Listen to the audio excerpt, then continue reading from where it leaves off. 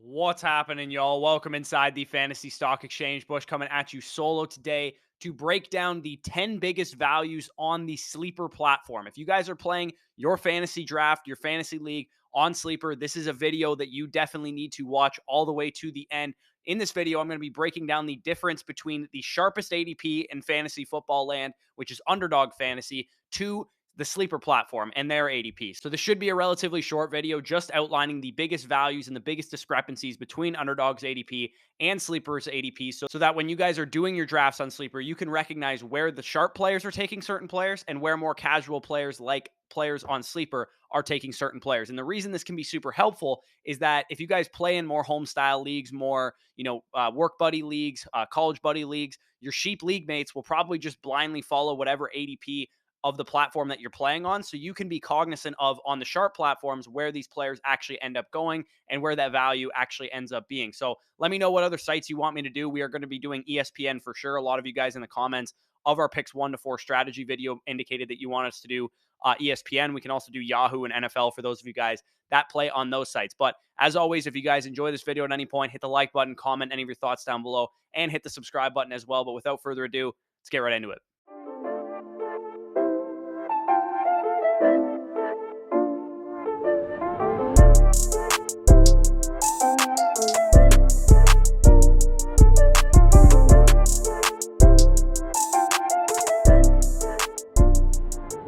All right, so as you guys can see on the screen, these are the biggest values in the top 50 overall picks. For the most part, I'm going to break down some of the mid to late round type of players, but in the top 50 overall picks, you guys can see the discrepancy between Underdog Fantasy ADP versus Sleeper ADP. The biggest discrepancies are on the screen. Guys like Mike Williams and Gabriel Davis, who I'm going to talk about in depth, Allen Robinson, Marquise Brown, Cortland Sutton, Michael Pittman Jr., Saquon Barkley, DJ Moore. All these guys are going a lot lower on Sleeper than they're going on Underdog Fantasy. And remember, Underdog Fantasy is where all the sharp players are playing. It's where, Chess Liam and Justin Herzig and all these guys that have won millions, hardcore, high stakes players of fantasy football, they're drafting these players higher because they recognize something that the casual players don't recognize. Usually it's, something to do with situation or talent or, target share, all that kind of stuff. It's individual on a case by case basis. But these are the players going inside the top 50 overall in ADP that are going a lot higher on Underdog than they are going on Sleeper. You can definitely take advantage of these guys knowing that, the sharp players are taking them a lot higher. So we're going to go in depth on 10 players real quick. Gabriel Davis, the first guy that we're going to talk about. And I'm not a huge Gabriel Davis guy. I was not a huge Gabriel Davis guy for most of the summer. But the reason I wasn't a huge Gabriel Davis guy is because he is the wide receiver 26 or the 43rd overall player on Underdog Fantasy, which is where I've been doing most of my drafts, where I base most of my ADP off of. But the difference between where he goes on Sleeper and where he goes on Underdog is huge. 82 overall is where he goes on Sleeper. This is a guy that you can get routinely in the 7th, 8th round, whereas on Underdog, you got to draft him around, Deontay Johnsons and DK Metcalfs and Allen Robinsons, but that's not where he goes on Sleeper. So if you guys are drafting on Sleeper, you can recognize that the sharp players are taking this guy way, way higher on Underdog Fantasy, and you can get this guy in round 7 to 8 on Sleeper. And he is well worth that upside swing at that point in time. He's not worth the upside swing in round 4, but he is worth the upside swing in round 7 to 8. And he was on the field in 2 wide receiver sets opposite Stephon Diggs in the preseason. An offense that will be led by Josh Allen, top 10 in overall pass attempts. So Gabriel Davis, a great value on the Sleeper platform. Another guy that is a great value on the Sleeper platform is Trey Lance. The Sharps are very wise to Konami code quarterbacks, right? Trey Lance, we know he can run. We know he has a big arm. We know he's going to push the ball downfield a little bit more. On top of the 800-yard, 10 rushing touchdown type of, stat line he can put up on the ground, he also has that big arm to be able to throw to Deebo Samuel, to be able to throw to Brandon Aiyuk and George Kittle, the great weapons that he has around him, who, by the way, can make things very easy for Trey Lance because they're all very good receivers after the catch as well. So Trey Lance, a guy that Sharps are very high on because of that rushing ability, because of that dual threat passing ability, and because of the weapons around him, he makes for a great value on Sleeper, a guy that you can get outside the top 100 picks and usually around the quarterback 13 or so in ADP. And I would much rather have Trey Lance than, Matthew Stafford with some of the concerns we're dealing with him.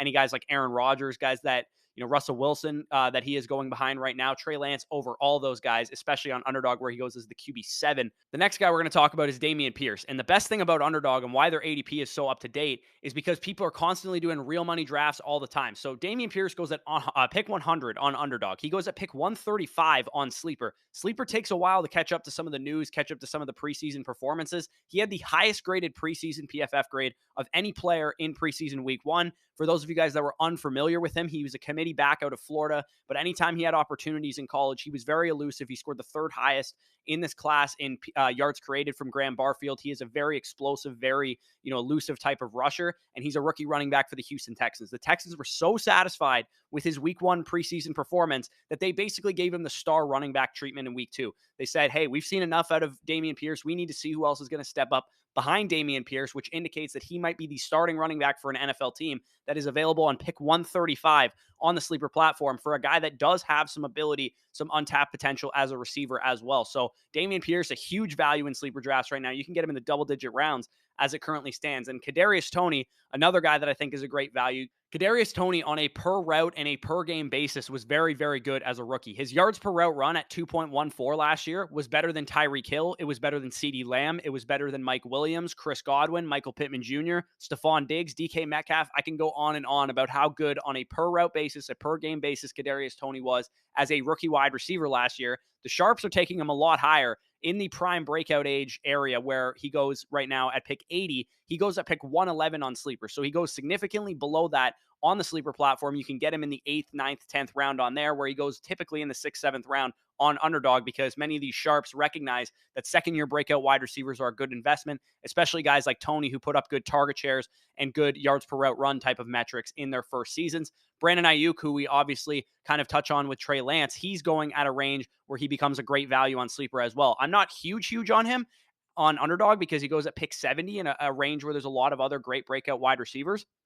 But I think he goes a lot lower on Sleeper because this is kind of a result of a lot of people holding grudges against Brandon Aiyuk for being in the Kyle Shanahan doghouse last year. For me, I see Brandon Aiyuk as a guy who can excel a lot more this year with Trey Lance as a downfield passing quarterback, unlike Jimmy Garoppolo, a guy that has had a great camp so far, apparently is in store for a breakout season, according to multiple beat reporters. And he posted wide receiver 2 numbers down the stretch last year. So a guy on Sleeper that you can get around pick 100 or so in the 8th, 9th round of your fantasy draft. You might already have 4 or 5 wide receivers on your team. He's a great stash for people's benches, especially if you guys play in shallow leagues where you're just looking for upside swings at that point in the draft. He is a great value on the Sleeper platform, and same goes for Christian Kirk, but kind of to the opposite side of the spectrum. If you play in a deeper league with a lot of flex positions in full PPR, Christian Kirk is a great value. And I think the reason that projection bros and sharps are on Christian Kirk is because Christian Kirk has the opportunity to be the number 1 receiver for an NFL team. It makes sense. He was wide receiver 30 in points per game last year while sharing the field with guys like DeAndre Hopkins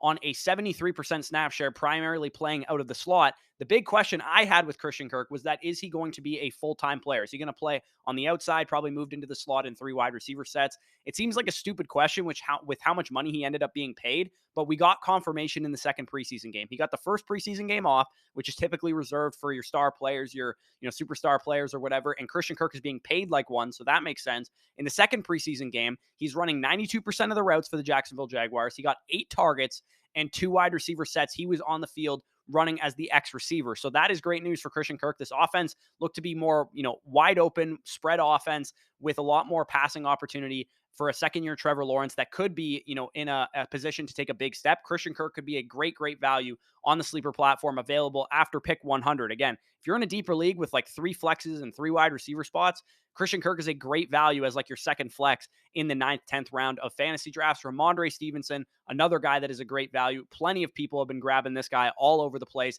on Underdog. And the reason the casual fantasy players haven't caught up to this yet is usually because of the bias they have with the Patriots backfield, or they're concerned that Damien Harris is going to be a huge part of the game plan, which he probably will be. But this offense ran a ton last year, and they also run a ton in the red zone, and that will be their game plan going forward. It's been their game plan pretty much the entire Belichick era. This offense will have plenty of goal line work up for grabs with Mac Jones in his second year. He should take a step forward. This offense should be a lot better. And Rhamondre Stevenson, the reason he is such a great target of mine is because he can carve out a big workload without a Damien Harris injury. And then if anything happens to Damien Harris, he can obviously get even more of the work. We saw him take advantage of that when Harris missed a couple games last year, as well as the fact that of the two running backs, he's also more well equipped to see the new, James White passing game bump with James White retiring. So we have Ty Montgomery to worry about. We have Damien Harris to worry about, but we do have Rhamondre Stevenson going well after where you have to draft him on Underdog Fantasy, where all the sharp players are drafting him on Sleeper. You can get this guy in the 11th round, in the 10th round.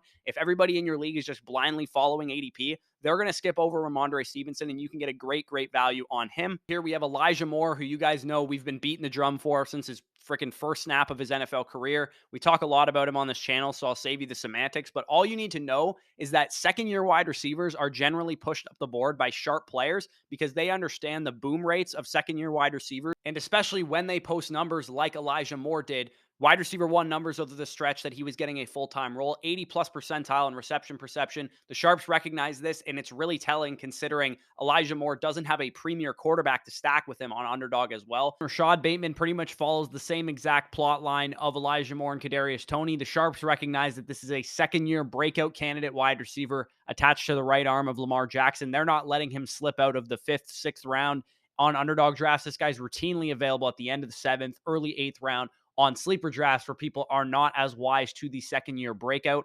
And finally, the 10th biggest value on the sleeper platform in comparison to Sharp ADP is Mike Williams, wide receiver for the Los Angeles Chargers. Part of this is due to stacking reasons because people are taking him a bit higher to stack with Justin Herbert on Underdog, but he is still undervalued on sleeper. Going at pick 52, you can get this guy in the mid 4th, late 4th, early 5th round sometimes. And he's been a guy who's been very volatile in his career, but at a 5th round price tag at pick 52, sign me up all day in sleeper drafts for what we saw out of Mike Williams the first bit of the season before he suffered that injury. So if you guys enjoyed this video, again, we will be doing this for ESPN, probably Yahoo and NFL Fantasy as well. This is the biggest differences between Sharp ADP and sleeper ADP so that you can take advantage in your sleeper drafts to make sure that you're getting the best values possible. And made reference to Underdog throughout the entire video. If you guys want to take some of this advice into action on Underdog Fantasy, get yourself sharpened up for your home league draft, the best way to understand and recognize where those values on the sleeper platform become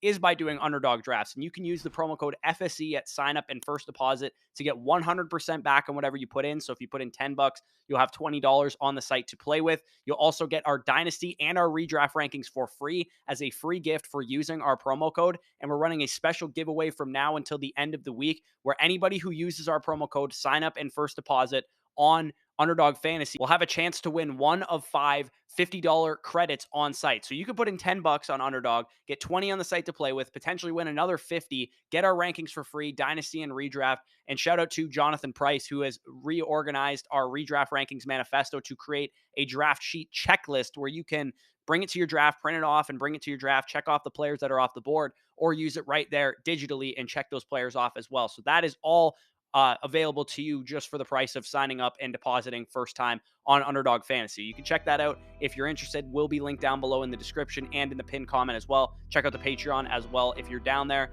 With that being said, peace out, and we'll talk to you soon.